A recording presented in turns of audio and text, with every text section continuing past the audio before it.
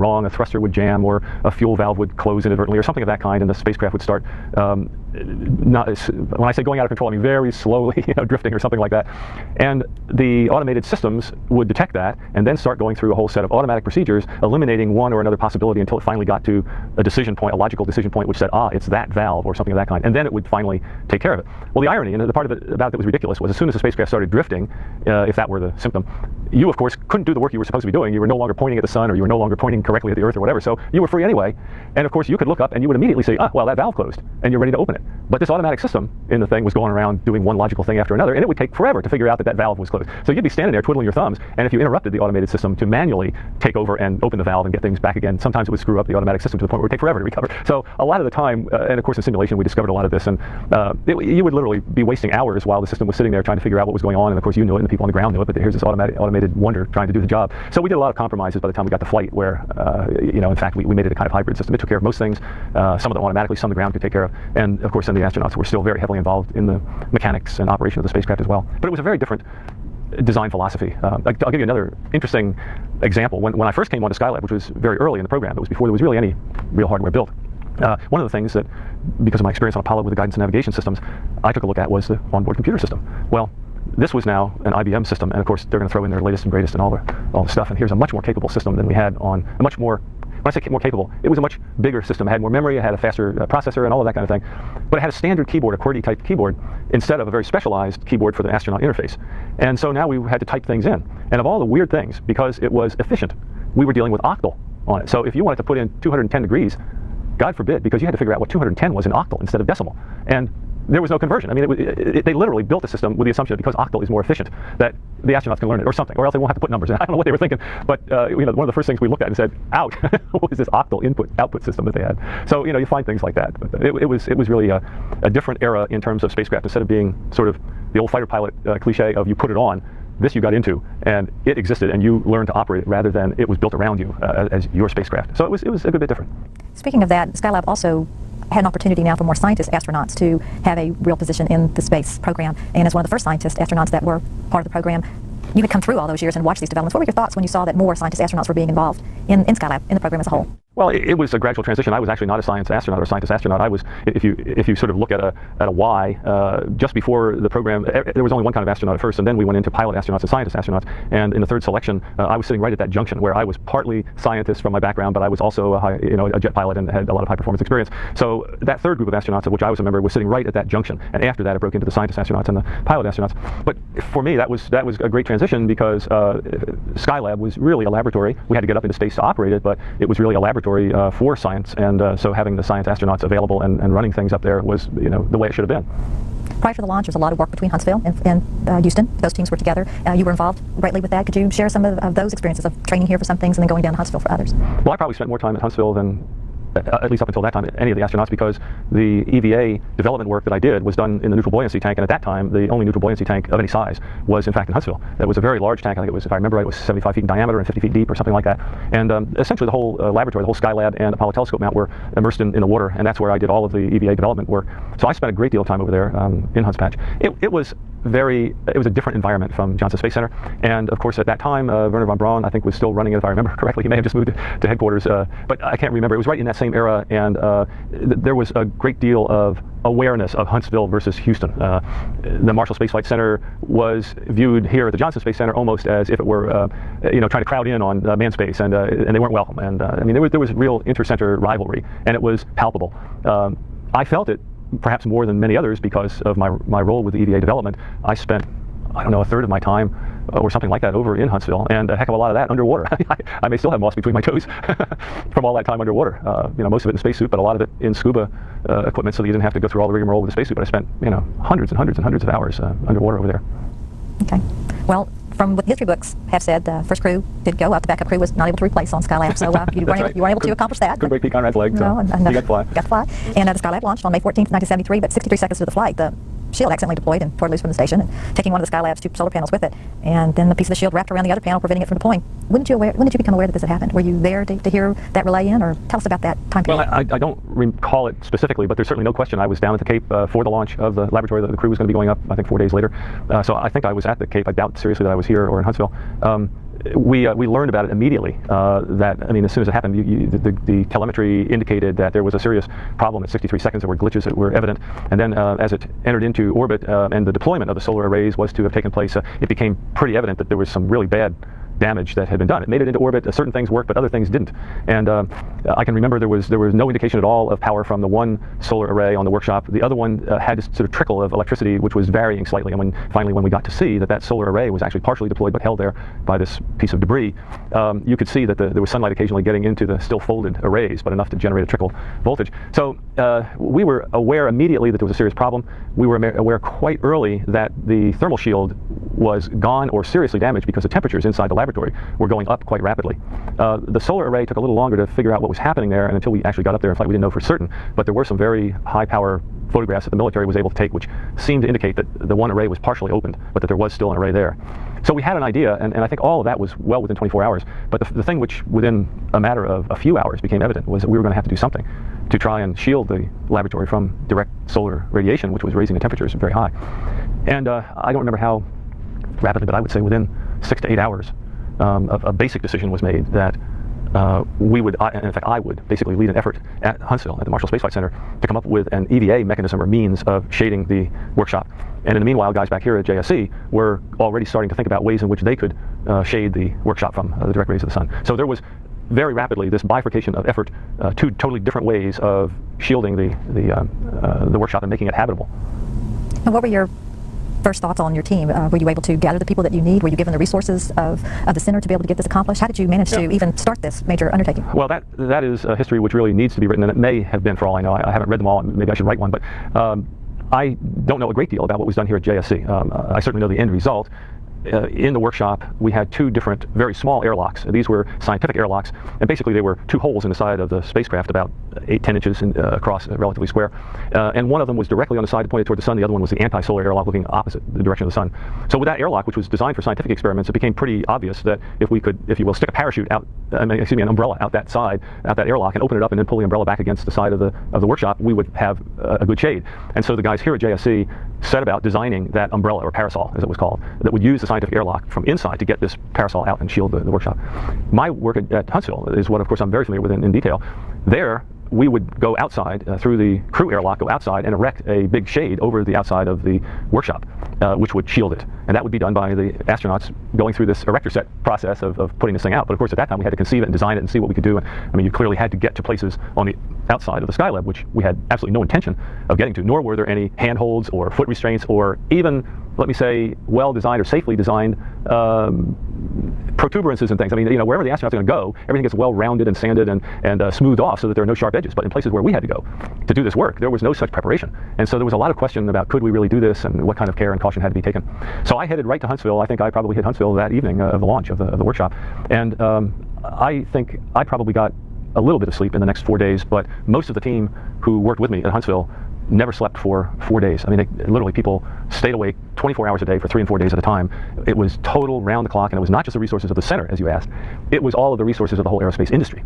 I mean, anything that we wanted, you simply called somebody and they turned inside out. 3 different suppliers would manufacture some material, some thermal material or some device or something overnight. They would work on it 24 hours themselves. It would be there on the company's private Learjet the next morning. I mean, it was unbelievable how hard people worked. The reason for that was that, if my recollection is proper, we had launch windows for the crew every 4 days, and we were going to be going up the day after the launch of the workshop, as I recall. Well, we clearly weren't going to make that, but it appeared as though 5 days later we had to be ready to launch, because beyond that time it was not clear that the workshop would be at all habitable. The temperatures were going up. It was using a great deal of fuel because the attitude, the ground control had to take the spacecraft out of its normal attitude in order to keep the temperature from just screaming out of sight and ruining all of the food and film and everything else. The result of taking it off the attitude so that the sunlight didn't impinge directly on it, but rather at an angle, was that you had to use fuel to stay at that angle. And so there was this terrible coffin corner where you either got the temperatures too high or you used too much fuel. So after 5 days, it wasn't clear that we were going to have a vehicle that could do anything. So we had to get everything ready in 5 days. And in 5 days, we went into the water tank. I spent half of every day in the water tank. We developed all of the we first came up with the concept of what it was that we would do, which we ended up calling the twin pole sail or the spinnaker. And it was very much like erecting a sail, but we had to design and build, and the astronauts had to erect a mast, actually 2 masts before we could put the sail up on them. And then that sail would be put up against the side of the workshop to shade it. But I can remember the very first night I was at Huntsville. Actually, Joe Kerwin went with me from the prime crew, and we got we called ahead and had them get the water tank all ready. We had to answer certain very, very basic questions of could we get physically around to where we had to be? Could we see certain things? You know, these were questions which you couldn't answer just looking at drawings. We really had to get into the water tank, get on the real vehicle, and see whether certain things could be done, whether we could reach things, etc. Those questions had to be answered before we could do anything. So Joe and I planned immediately to get in the water tank. The guys had everything ready. We flew our T-38s over. We landed. We got, you know, blah blah blah. I remember we were literally partway in the water, up to our waist, and the telephone rang on the console at the water tank, and it was Deke Slayton, and he told the guys there to get the. He said, "What are they doing?" And the guys told him that, well, they're halfway in the water. Schweikart's in up to his waist, and Kerwin's about to get in, or whatever it was. And Deke said, "Tell him to get out." And so the guys hung up the phone, came over, and said, "Slayton says to get out of the water." And I said, "I don't care what he says. I'm not getting out of the water. We've got to answer these questions. He doesn't understand. Let's go." So whether Deke called back or whether somebody called him, I don't know. We just kept going, and I was then up to here in the water, getting weighted out and various things. And he called back and you know, said, "Get out of the water." And I said, "Give me the phone," you know. So I came out to my chest so I could hold the telephone. Took the helmet off. I took the telephone, and we had this long conversation. And the problem was somehow related to the fact that the networks, the television networks, had gotten word that we were doing this over at Huntsville. Of course, everybody was starved for what was going on, who was doing what. You know, they wanted news. Naturally. So somebody had heard about it, and there was somebody who confirmed that, yes, there were a couple of astronauts getting in the water tank or something like that. So apparently they were coming running out there with all their microphones and television cameras, and they were going to record this stuff. And somehow either Deke didn't like it or headquarters didn't want that to happen or something. But anyway, the word came down: get out of the water tank. We don't want you there. When, you know, we don't want the press to get this. And I said, "Deke, we've got to get answers. We got 4 days to build this whole thing." I said, "We've got to get answers. We didn't have this conversation. Bye." And I handed the guys the phone. We hung up the phone. We went on. We got the answers and got out of the water tank. And the media never did show up. I don't know whether they kept them off at the gate or what. But in any case, it never got there. And Deke never said a word. Headquarters never said a word. But I mean, that was kind of craziness that was happening. And so we got out of the water tank. I can remember that. It was probably 10 o'clock at night. Somewhere I've got a photograph of this, but we got up in the briefing quarters afterward. Everybody was there, from, I guess, the deputy center director at Huntsville, all the guys who did all of the development work, you know, the mechanical stuff, the crew systems people, et cetera, et cetera. Everybody was there in the debriefing room.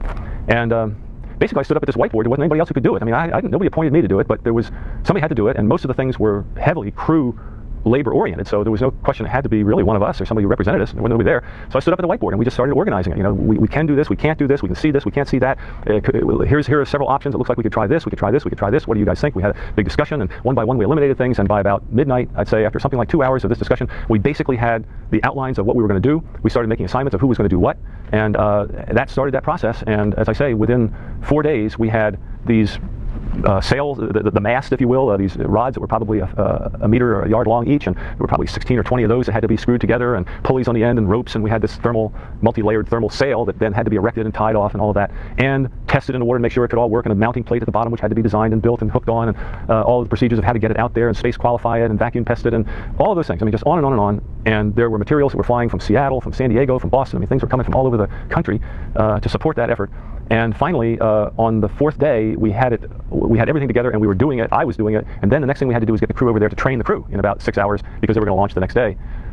Well, as it turned out, we got right up to the point where we had the crew ready to train, and headquarters and everybody had decided that we really needed to have more than one way to do this, and the Johnson Space Center parasol wasn't ready. And it looked as though they might be able to go another 4 days without running out of fuel. So they had things a little bit better under control. So the best guess at that point was to postpone for another 4 days, make sure that we had the parasol ready to go out. And in fact, by that time, the logic said we would do that first. And the twin pole sail developed at Huntsville would be the second system that would be used, a backup system, as it were. And the reason for that, although there was a lot of inter-center stuff that went on, you know, the one that was invented here at the JSC was going to be the one that went out, you know, so there was that. But the logic which supported that was that the crew didn't have to go EVA in order to get the parasol out and try to protect the lab that way. Whereas to use the one we developed at Huntsville, you had a whole separate thing of going EVA, which added a level of complexity right at the very beginning of a mission, which was seen to be undesirable. And so the priority became the parasol first, the twin pole sail second. And because the parasol wasn't quite ready, and they could control the temperatures, it went another 4 days. And so I could tell everybody to go home and sleep. and we had a little extra time to do the crew training and that sort of thing. In the end, it turned out that the parasol did go out after the crew got up there. It worked, but barely. It worked well enough for the first mission, and at the end of the first mission, it was thermally degrading, and the temperatures were starting to go back up again, and it never had deployed quite right. It was sort of cattywampus when it went out. And so at the beginning of SL3, the second manned mission, Al Bean and Jack Lausman and Garriott put the twin pole sail out, and it went down over the JSC parasol, and it protected the lab for the remainder of the Skylab mission. And were you instrumental in training that second crew as well, and on how to use the twin pole sail? Yeah, the crew. In fact, I think.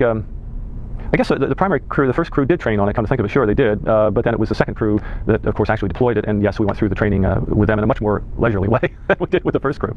So, yeah, and I sat next to Capcom, and, you know, I was basically played Capcom during the deployment of the sail. But of course, before that, there was a whole other adventure, which was erecting the workshop solar array that was hooked down, and there was only one way to do that, and that was EVA. We actually tried to do something before, when the first crew first got up there. We looked at trying to hook the basically taking a gaff hook almost and hook under the end of the solar array and actually pull it up. You had to, what we had to do on that was there was a damper. When the array was normally supposed to go up, some latches would release on the bottom and it was spring loaded to spring out to 90 degrees. And after it got out 90 degrees, then the arrays would the solar arrays would sort of come down like window shades almost alongside the spacecraft. Well, they were folded up into the wing and the wing was down for launch. What kept the wing under normal conditions from just going bang out there was a damping system, a little fluid damping cylinder that would just keep it from going out too fast. Well, because it went partway out and then stopped, what happened was that damping cylinder with a liquid in it, like a hydraulic fluid, froze because it wasn't designed to stay liquid under space conditions for long periods of time. So after a couple of days, that liquid fill in that damping pot froze, and of course then you wouldn't be able to get it out. You wouldn't let it go out at all. So we knew that once we had this little debris strap cut, that we would then have to lift out on it and break the little rod on that damping system. And it was thin. It was never meant to be that strong. It didn't need to be that strong. So we knew that we could break that, and we would have to break that, and then it would go all the way up and latch, which it actually ended up doing. But when we first got up there, before we did the final, the EVA mechanism for doing it, the crew went up and they tried to hook the end of it on a stand-up EVA out the hatch and pull up on it. But of course, as soon as, I don't know, I think it was Paul Weitz, either Paul or Joe, but I guess it was Paul Weitz, got the gaff hook and tried to hook under the end of the beam to pull it up, of course the spacecraft would move around. I mean, you're in two moving spacecraft, and as soon as he would apply any force, it would move the spacecraft, and he could never get enough leverage to actually get the force necessary to break it. So they went ahead and docked, and then after the mission got underway and the parasol was deployed, then we started running low on electrical energy to do the experiments and things, so we had to get that array up. And so from the time, once we developed the deployment, the twin sail deployment mechanism, that was sort of put aside on the back burner because it was there and it would not be used after the parasol went out. Then I had to go back underwater and develop this whole EVA technique for the guys going outside, cutting that strap and getting the array up. And again, the only way to do that was EVA. So again, it fell to me and the Huntsville guys and the neutral buoyancy tank. And we ended up with a whole procedure, which is very complex. But in the end, Joe Kerwin and Pete Conrad were outside, and Pete was able to cut the strap using the technique that we developed, and eventually got the array to come open. And half of the electrical power then came back, or didn't come back, came into being. And from that point on, we were more or less in a nominal Skylab mission. But it was sort of miraculous getting all that work done in that short length of time. Well, the night before they did that procedure, you briefed them Yes. on how to do that. What was the level of confidence? Could you feel what the crew was feeling as you were explaining this? Did they feel like they were going to be able to continue their mission and feel like they could be able to do this procedure? It was complex, but... Well, it was not only complex, but you also have to recognize that unlike the twin pole sail, where we had 4 days and it turned out 8 days to develop that down here, and the crew could train on it, in the case of the solar wing deployment, that procedure was developed after the crew was up there. And as a result, the only tools and equipment and devices that we could use were things that were already in the spacecraft, ostensibly for some other purpose. And so we had to cobble things together to get the procedure that would enable the crew to do this work. And that was a very interesting challenge. And it turned out that this aluminum strap, which was probably an inch wide, that was slapped up when the debris was left from the thermal shield ripping off the outside of the workshop, it just left a strap and flapped it up over the edge of the solar array, and it just stopped it from going up. Well, that strap, 1 inch so piece of aluminum, maybe 1/16 to 1/8 of an inch thick, we cut through that. You couldn't bend it off. I mean, it obviously had sharp edges and all sorts of things, so we really didn't want the crew trying to manhandle it and just rip it off and cut holes in their gloves or something. So we had in the medical kit a bone saw, for emergency medical purposes only, of course. But a bone saw is a cute little thing. It's basically 2 steel rings, almost like merry-go-round rings, and between them is like a very thin, it's a wire, it's a high-strength steel wire, but with teeth wrapped around it. So it's like a toothed wire, and fairly flexible. In fact, when you store it, you just wrap it up in a circle, and it collapses to almost nothing. But you take it out, and it ends up being, 1.5 feet or so with this flexible wire between it, and you put that around a bone normally, and you go back and forth and saw your way literally through a bone if you have to amputate somebody's leg or something. Well, obviously, that was a low probability occurrence to have to cut somebody's arm or leg or finger off or whatever, but nevertheless the bone saw was up there, and so we tested it, and sure enough that little sucker was plenty sharp enough to cut through aluminum. And so we had several other things that we tried first, but they didn't work, frankly. And so in the end, the bone saw was there, and I had the most confidence in that anyway because it was the most mechanical. It was most straightforward. Everything else was a kludge. So sure enough, Pete ended up with the bone saw, got it around the aluminum thing, and just went back and forth a few times and cut right through the aluminum, and that was the end of the strap. And then he had to erect it, and there we had a rope that we had with some hooks on it that we had for EVA, and we hooked those things into a piece of the array, and then Pete had to stand up and leverage, using that rope, leverage the array up and break that little rod. Well, the problem was that Pete didn't tie the rope the way I anticipated, the way I planned that he would, and that the way I thought he would naturally do it, because Pete's a sailor. And I assumed he would tighten that rope up and then tie it off. Well, instead he started tightening from the end. He started wrapping from the end rather than pulling it around and wrapping that way. So when he wrapped from the end, as he got as much as he could, he still had some slack in the rope. It wasn't taut. So when he stood up to lift up that rope, Pete, being a fairly short fella, got the rope up and there's like no tension in it. So there was no force being applied to the wing. Well, he obviously he didn't realize why. He thought it was a bad procedure that I had developed, and of course I didn't know what he had done, so I didn't know why there was a slack in the rope either. We were both a little bit in the dark. But they figured it out because all they did was they got Joe Kerwin there, and then Pete climbed up Joe's back and then lifted it up, and of course the beam suddenly popped up and Pete went flipping off into space, but still holding on to the rope. So they burst out laughing, and the whole thing turned into a big laugh fest. But the array came up, and the solar arrays came down, the arm came up, and the arrays went down, and we had power. So it was great. But that, of course, was very interesting because the whole procedure was developed while the crew was up there. It was developed on the ground over Huntsville in the water tank, and we then had to write that out in a way that was understandable and that they could kludge everything together. And it was a lot of cooperation and a lot of confidence. My confidence in them, their confidence in me in terms of developing a procedure like that. And it worked well. And because of it, we ended up with a great Skylab mission after that. And those first 2 weeks were a little busy. Just a little. It was certainly a lot of unplanned manual labor in EVA, and I'll tell you, out of that, we developed a tremendous amount of confidence in the EVA capability of humans in space. Before that, there was still the legacy of problems with EVA during Gemini. And Apollo, of course, made a big difference, but that was running around, except for my mission on Apollo 9, that was sort of running around on the surface in gravity again. So here was EVA of a massive scale in weightlessness that we never anticipated. Did it with flying colors, everything worked just fine, never had a problem, and saved the mission. And so there was a lot of confidence in the astronaut's ability from that point on to do things during EVA. And thank heaven, because the space station is going to need a lot of it. I know we were talking previously, you mentioned, we were talking about, of course, the problems of the batteries going down and why the solar arrays were so important. And you mentioned some of the other techniques that Mr. Conrad used, I believe, by trying to get a battery started in his own way. Would you like to share that story with us? In spite of the fact that we had solar arrays out now, as time went on, after the second or third week, I guess it was somewhere in the second week, we started seeing some of the many batteries were no longer charging and building up their proper charge. And as a result, we were beginning to run short. At first, it didn't bother people, but then more and more of them started this. I think we ended up with 3 or 4 batteries that where they were not charging. And this was because of clearly a problem, although not so clear what it was in detail. Nevertheless, it was relatively clear that it was a problem with the battery, a thing called the battery charger regulator module, if I remember right. And this module, which did the battery charging, had a lot of relays and all kinds of stuff in it. One way or another, we got a lot of them working, but I remember that there was one in particular which was not working. The guys did a lot of analysis, and they finally figured out they really limited it down to one thing, which was in one relay in a particular place physically in that box, which is about like that, there had to be a solder ball that was a piece of debris left over during the manufacturing that was keeping 2 relay contacts from closing. And the only way to get that solder ball out of there, and they did a tremendous analytical job to figure that out, that was the only possible thing that could give all the characteristics that they were measuring. The only way to get that solder ball out of there was to physically jar it out. Well, the only way to physically jar it out was somehow to hit this thing, this battery module. But of course, it's on the outside of the spacecraft. So on the next EVA, Pete Conrad went out, and I drew him on a little teleprinter with X's and O's and things. I drew this battery regulator module that he would see, and we'd have to tell him, because this is not something we're normally going to do, so we had to tell him where it was, where to look for the thing, and which one of these modules was the right one. And then on the little teleprinter, I made this diagram of the thing, and I put an X on this picture of the thing where he was to hit it with a hammer. And Pete said, hit it with a hammer? I mean, you don't dare do something like that with space equipment. We said, yeah, hit it with a hammer. And he said, well, how hard do I hit it? We said, firmly. So he said, okay. So he went out there, and he's got the hammer, and he finally figures out where it is. He said, okay, I'm ready. He says, you sure you want me to hit this thing? And we said, yeah, hit it, Pete. And he said, okay, 3, 2, 1. You could hear him, hit it.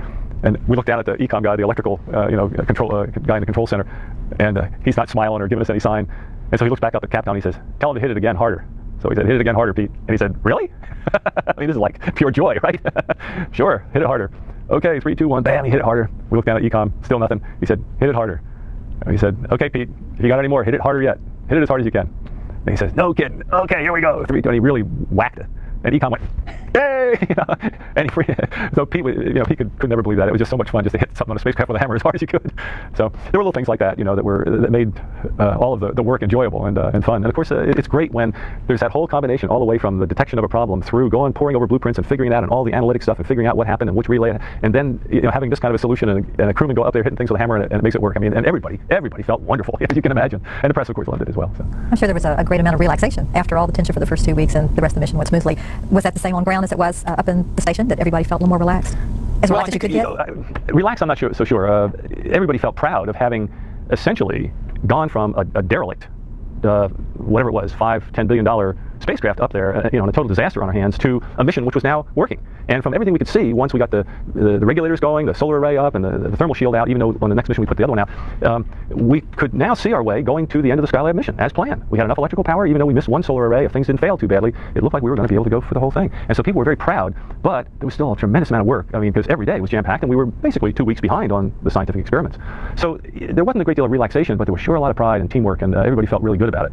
And of course, by the end of the Skylab mission, we not only got done everything that had been planned, but I think somewhere around 130% of overall science that had been planned got done. So it was terrific, and it was a wonderful experience. Now, were you busy with the Skylab 3 crew during the last part of the Skylab 2 mission, trying to get them ready for the procedures on the EVA? Right. And what else were you doing at that time, or did that take up most of your time? Well, once the Skylab 3 was trained on the EVA, then I fell back into more or less routine support type of activities. I think during Skylab 4, for example, I don't recall having any real contribution to that.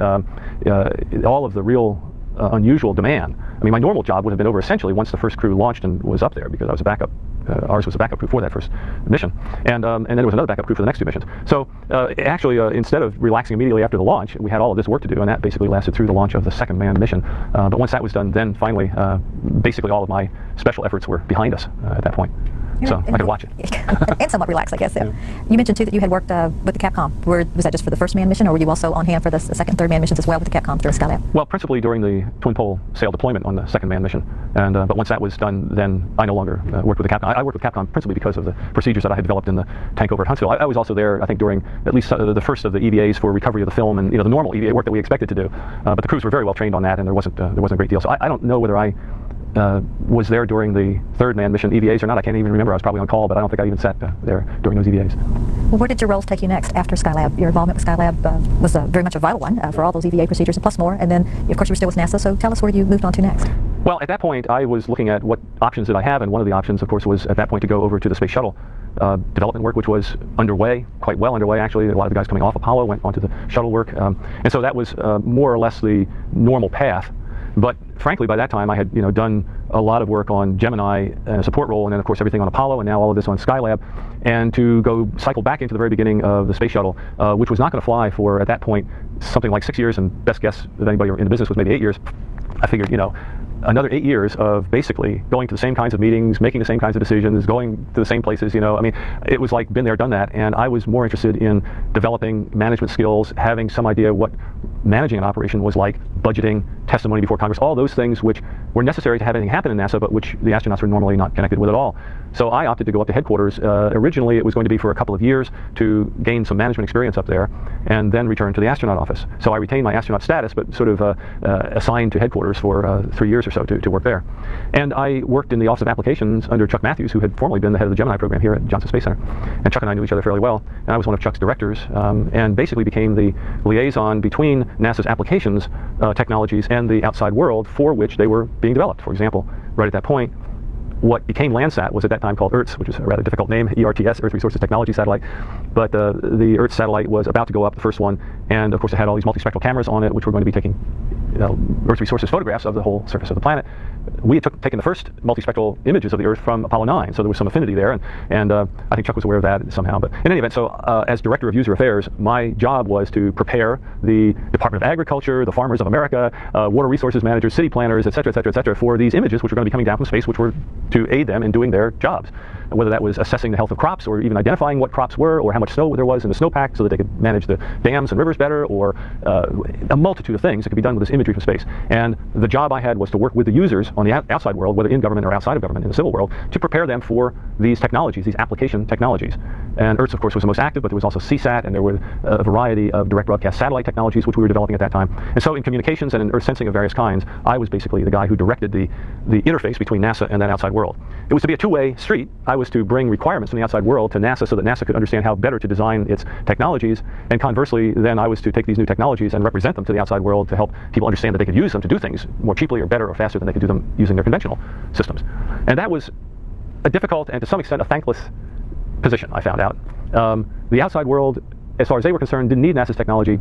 The bulk of people who were doing things in the ways in which they had been doing them for years were happy with the way they do them. There are all kinds of people who work there. They're going to have to learn a whole new thing. Is it reliable? Who's going to make sure that we have this data when we need it? NASA really isn't in the business of generating data. It's in the business of flying things into space. So I don't want to rely on it. And it was a very hard sell to get a lot of this technology to be seen by people in the world as something which would in fact benefit them. As far as some of them were concerned, and some of them were right, NASA was trying to force it on them. And it was like putting a square peg in a round hole to some extent. In some cases, it appeared to be a square peg in a round hole, and actually there was a fit, and that was a sell job. But in other cases, it was. And they were right. And we were trying to force things out there which nobody wanted and couldn't use.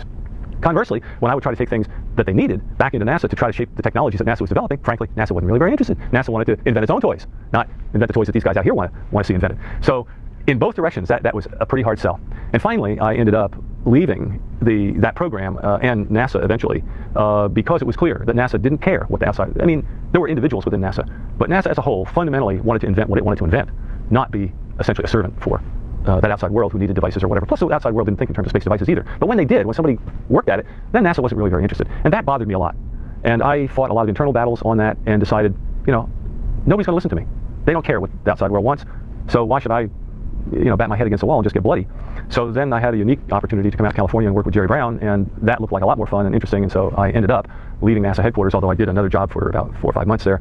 Eventually I headed out to California to work with Jerry Brown. And that was part of the California Energy Commission, that work? Well, no. When I first went out to California, it was while I was still doing this user affairs thing, and I was speaking to agriculture and other people in state government in California, and I gave a lecture out there in the governor's office for various California agencies, Department of Water Resources, and land use planning people, and that sort of thing, and with all the slides and whatnot.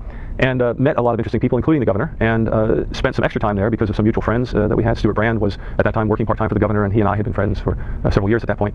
And so I spent several weekends out there in California, almost full-time with the governor, who really knew very little about space, became quite fascinated with it. I mean, it was something like sports or athletics, and astronauts were athletes. They're interesting to watch on the tube when you got nothing else to do, but there's nothing much there. Well, what he found out as we started talking and meeting and having a lot of conversations is that there's a lot there. It's very interesting. Young people are totally fascinated by it. It's turned the world on, and there's good reason.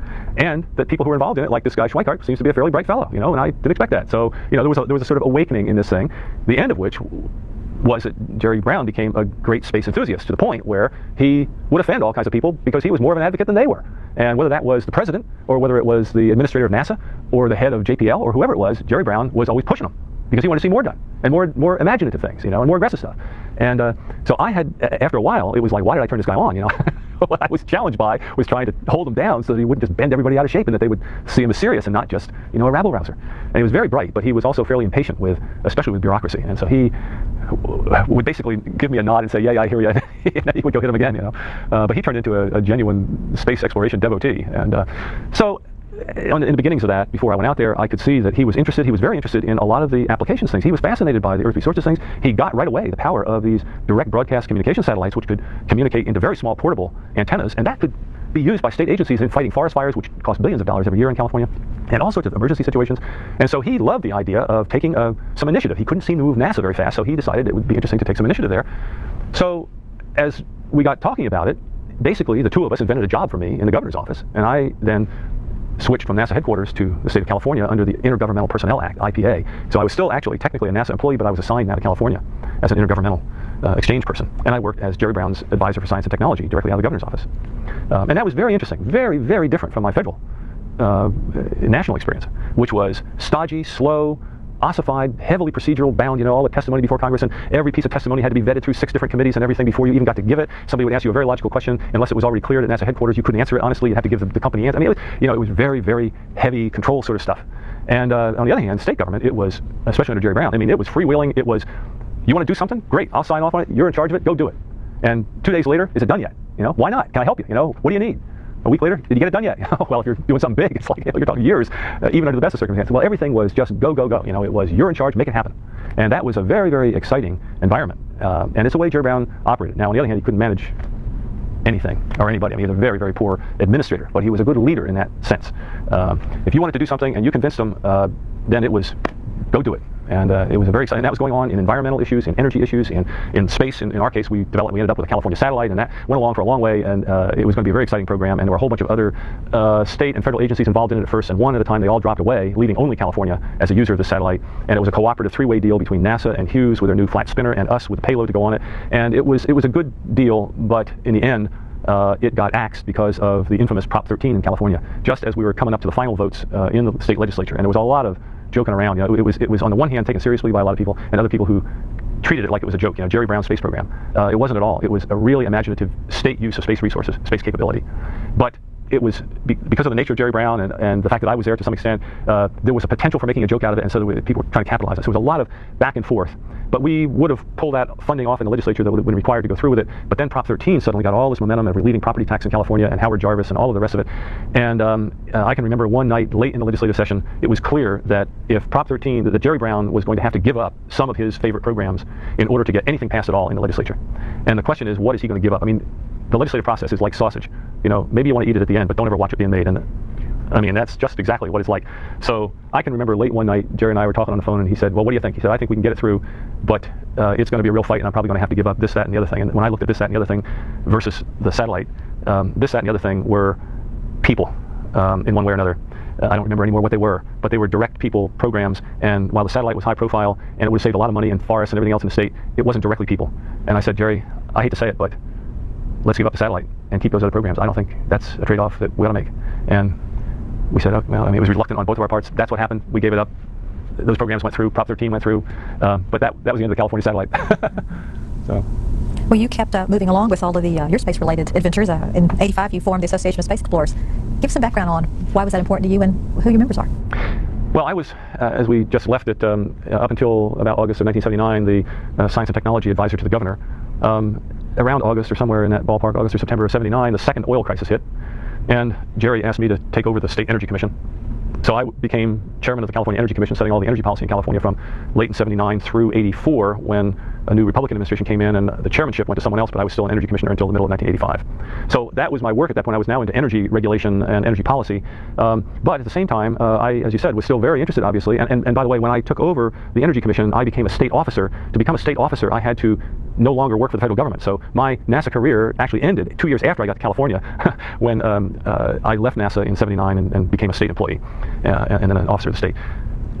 Nevertheless, I was still very interested in astronaut activities and in the space exploration stuff and in the development of applications, for that matter, in the whole space program. And a number of friends in California were involved in the early days of what was called citizen diplomacy, where as private organizations, they were developing relationships, people-to-people relationships with Russians, or at that time with the Soviet Union, with people in the Soviet Union.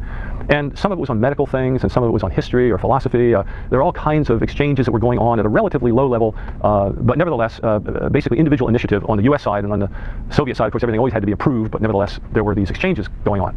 And several of my friends were involved in that, in particular at the Esalen Institute, which had developed a Soviet-American exchange program. And one evening, I think it was probably in the middle of 1981 or early '81, I was invited to a cocktail party where my friends were getting together privately and had a small contingent of Russians who were visiting as part of this exchange program, and they were going to be at a cocktail party, and they thought that I might like to meet them.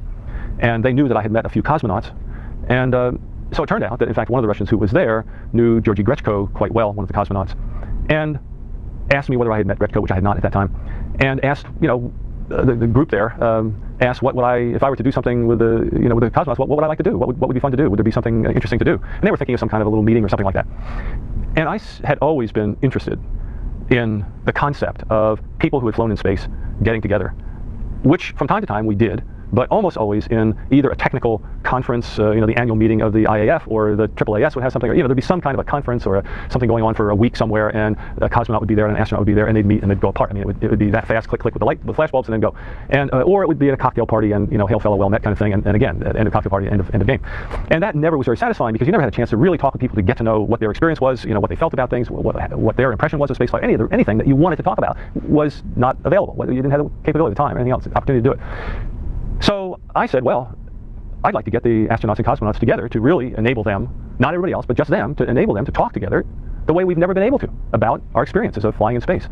Everybody loved the idea, and the original thought in my mind was that we would have a kind of one-time meeting of astronauts and cosmonauts, civil, sponsored, not government-sponsored, but sponsored by individuals, or privately sponsored. Well, when I got thinking about it more, and I got to know Russians a little bit more, Soviets a little bit more, I came quickly to the realization that anything which was a one-time thing was probably not a good idea, because it would be too tempting for the Soviets to take advantage of it and just propagandize the daylights out of it.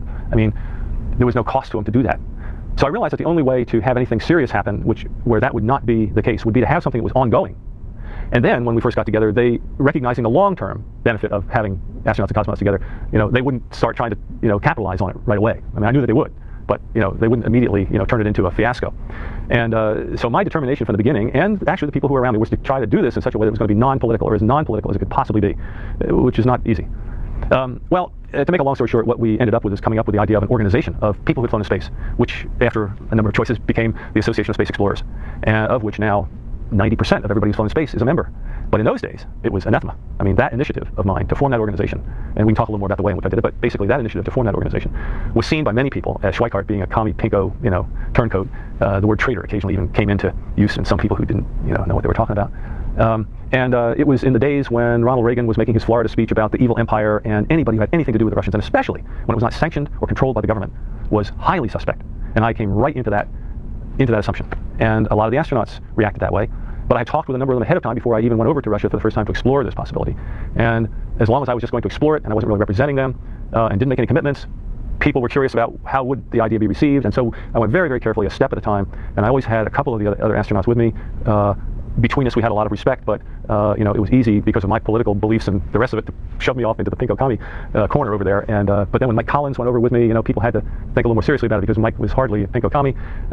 And so gradually I got a few more people involved in it until finally, years later, after we formed the organization and had a number of congresses and had members from 30 different countries, finally it gained acceptance. The Reagan administration was over, things changed, and now of course we're doing all kinds of cooperative things, and we started relatively soon with the Apollo-Soyuz program and things like that. So the organization is now a going organization and very well accepted. Dick Trulley joined when he was administrator of NASA. I guess right after he finished as administrator of NASA he joined, but he went to one of the meetings even as he was administrator. So it made a big turn, but it was I was persona non grata at NASA by the NASA administrator, and it was a very difficult time for me.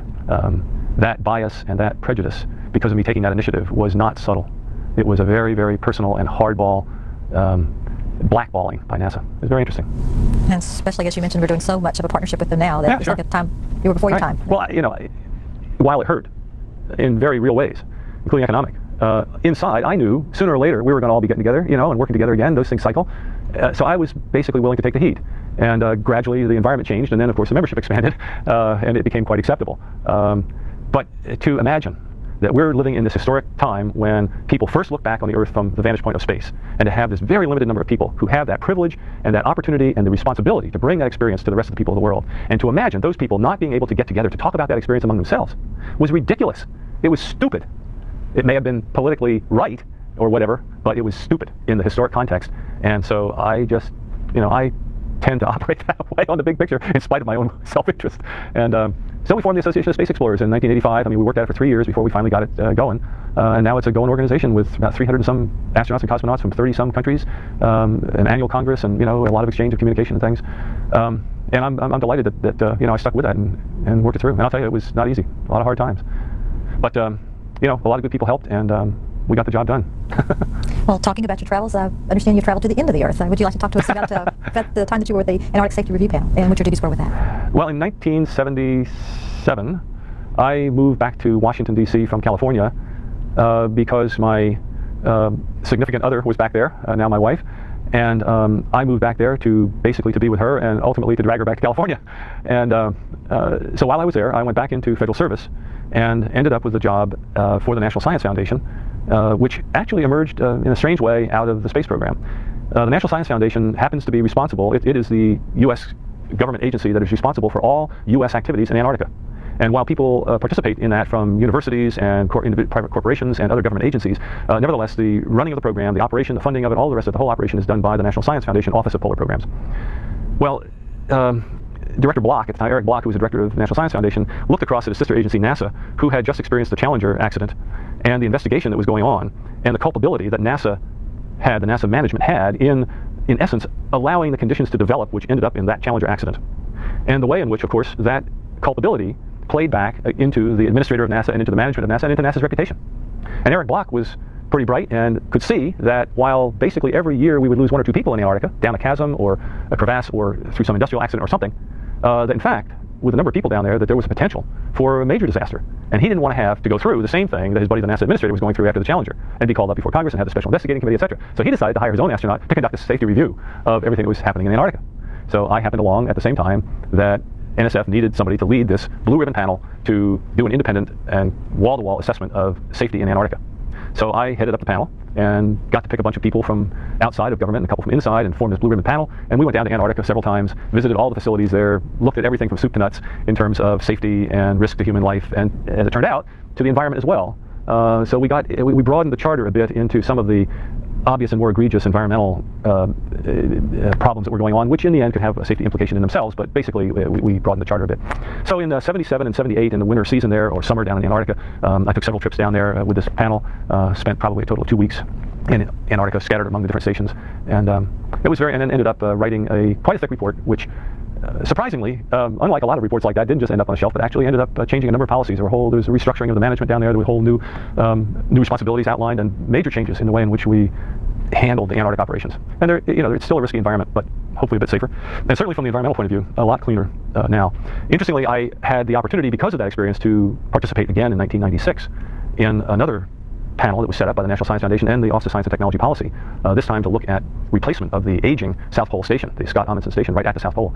And the question was, should we be putting the money into this? It's going to cost several $100 million. Is it worthwhile? What should it be if we do something down there? How big should it be? Should the whole structure be changed to an international one? Blah, blah, blah, blah. So this additional panel got set up under Norm Augustine, who was chairman of Lockheed at that time, and I was one of many members on that panel. And in fact, I think in 1994 I was part of another short-term panel. But anyway, I also have an identity now with the underside of the world down there. And it's totally fascinating because I can say it in a very short and concise way, but Antarctica, in fact, is the premier example of responsible governance of non-sovereign territory.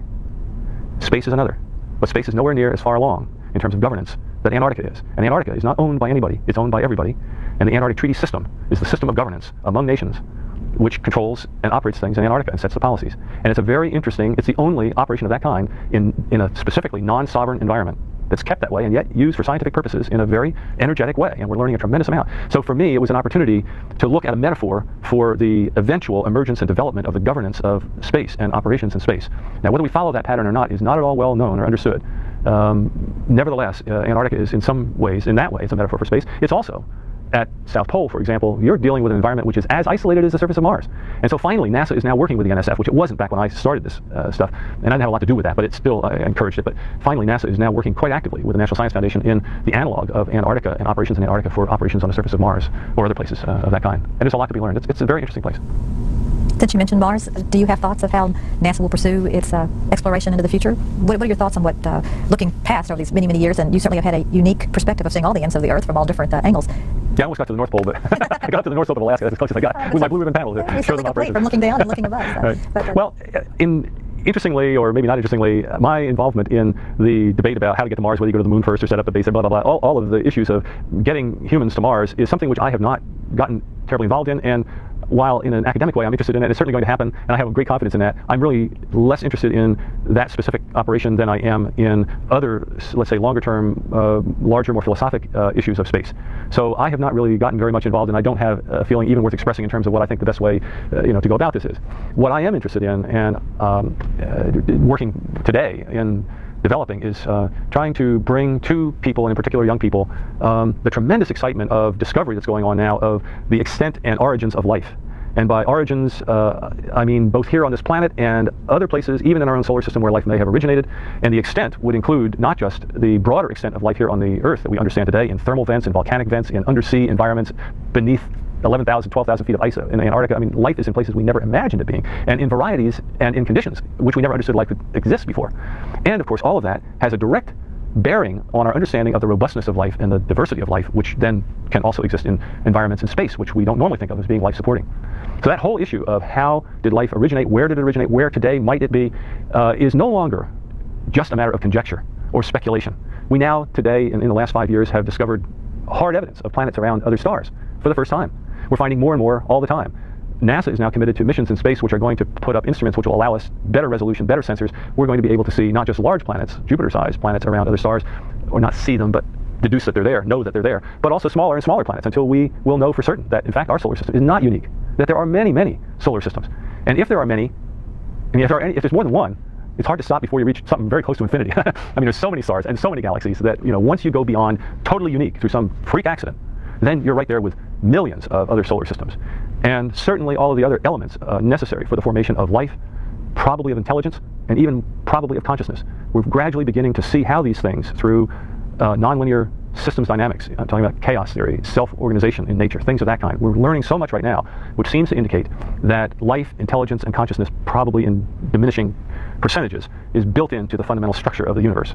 And this explosion of knowledge is going on today, and it's very exciting, and it has so many dimensions that whether you're interested in biology or mathematics or physics or spaceflight or almost any kind of science bears on that great period of discovery which I believe we're going into. So I'm totally fascinated with that, and hope to communicate some of that excitement and opportunity to young people.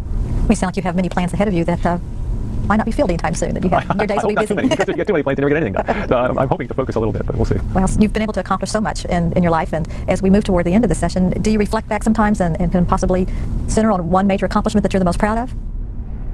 Not a particular accomplishment. I guess my tendency is not to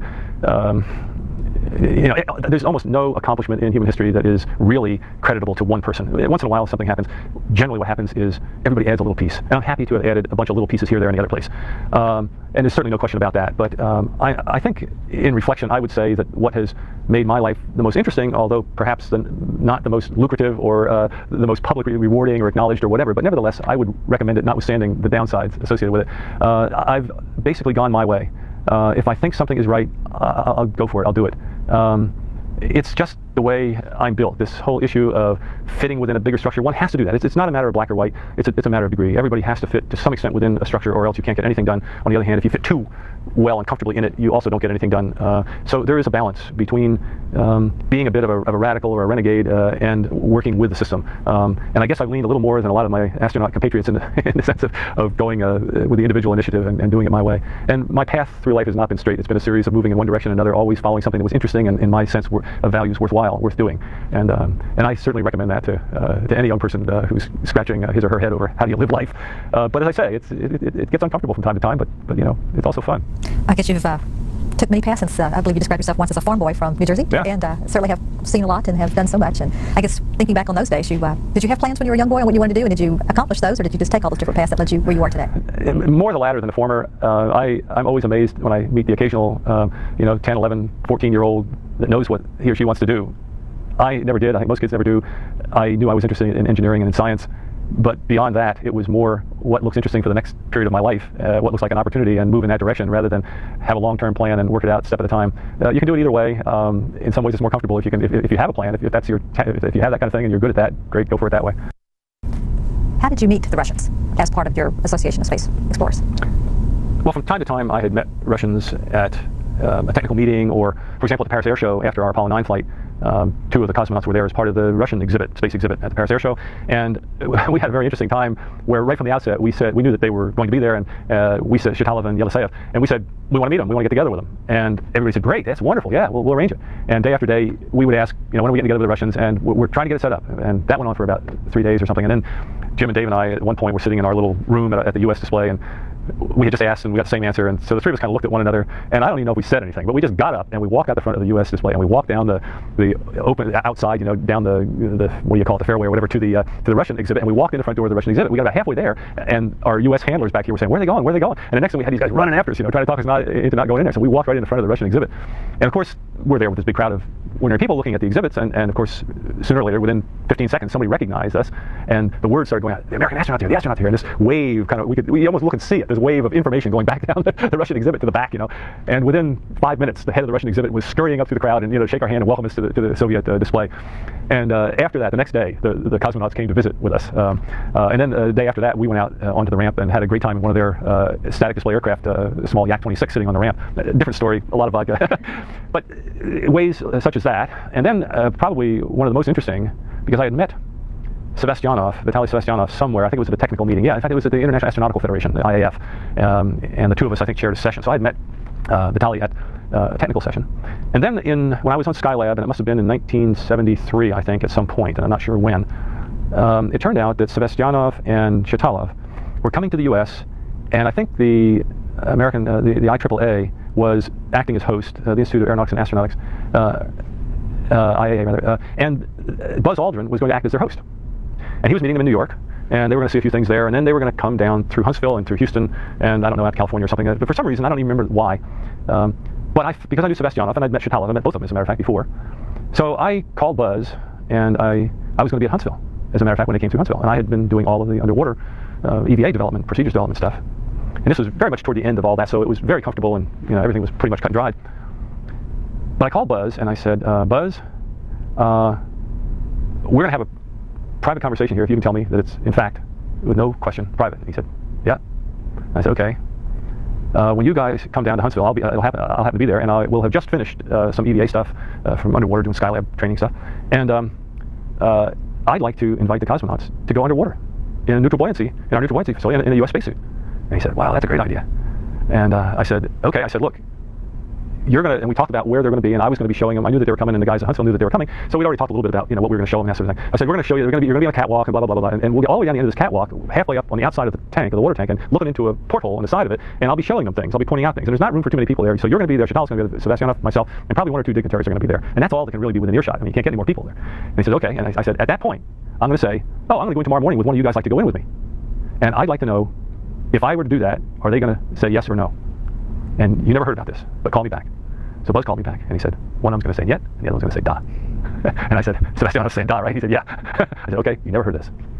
So then I made one call, and I think even today, I don't think I'll say who it was. I made one call to a very close personal friend at high level at NASA headquarters, and I said, this is what I'm going to do. If you're going to tell me not to do it, fine. Otherwise, just hang up. We never talked. And the phone like click.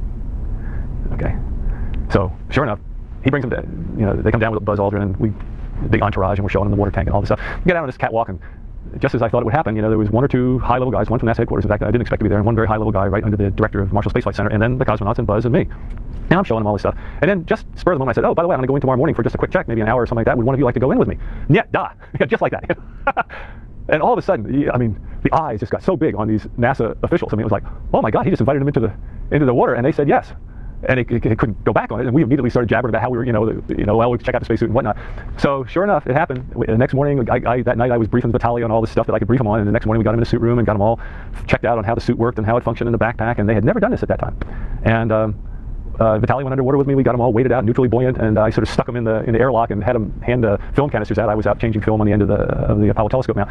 So we went through this thing an hour underwater, and came back out. Everything worked fine, and it was just a great experience, and would never have happened if I ever asked permission. But it was very interesting, and also it revealed something very interesting about the Soviets and the way they ran their program. Because I remember on the airplane, they were flying on Gulfstream around NASA's Gulfstream, and I flew back to Houston with Buzz and the 2 cosmonauts and some other dignitaries. And on the way back to Houston, Vitaly, along with the translator, got me off to the side and said, Rusty, how did I do? And I kind of looked at him, a little strangely, and I just sort of clapped him on the shoulder. I said, great, And he grabbed my arm and he said, no. He said, I want to know, how did I perform? Was it okay? Did I do all right? And I mean, it was so serious. And Vitaly is a joker. I mean, he, from the get-go. So, for Vitaly to be this serious, it was very interesting. He really wanted me to grade his performance. And then after we were here in Houston, again, at a party later that evening, he did the same thing. He got me aside, and he wanted to know how well he did. And it was indicative of that process, that they are evaluated and graded and marked, and they take tests before they fly. It was very different treatment. Our whole program operated on the basis that if you were selected as an astronaut, you were a responsible human being for your own life and for other people's lives. But somehow the cosmonaut program in those days, at least, and I think even to today, still operates in this way where it's a very hierarchical structure, and you pass or fail, you take tests. And it was quite revealing of the program. And then, of course, later, several years later, they then put in their own water tank, and they realized it was a great way to do EVA simulations, weightlessness simulations. And so they got a great big water tank at Star City, which I saw many years later. But it was a very interesting little initiative that I took there on that. Well, yeah, we're glad you shared that first international partnership underwater with us, so that we can mark that. First cosmonaut ever in a U.S. spacesuit. So it was fun. That's great. Thanks.